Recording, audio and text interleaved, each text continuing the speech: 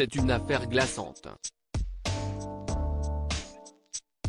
Le 14 octobre 2022, en fin d'après-midi, la mère de la petite Lola s'inquiète de ne pas voir sa fille rentrer du collège.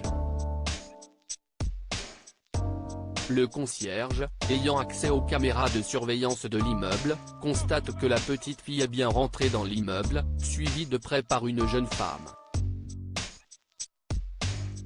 Vers 17 h, la vingtenaire quitte la résidence, munie de lourds bagages, un bagage cabine et une lourde caisse en plastique à roulettes.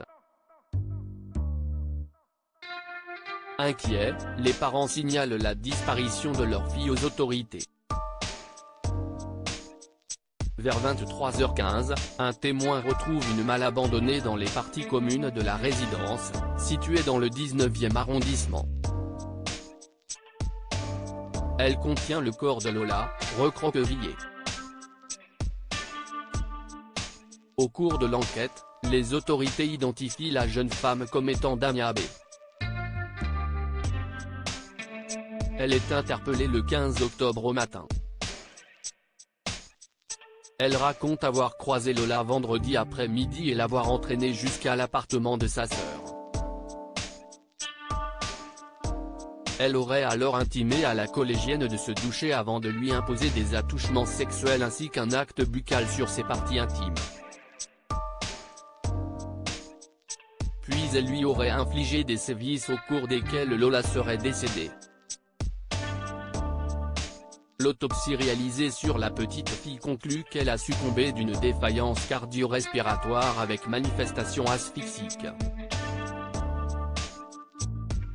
Damia ne souffrirait d'aucun trouble ayant altéré son discernement durant sa garde à vue. Damia a avoué avoir tué Lola pour se venger de sa mère, la gardienne de l'immeuble.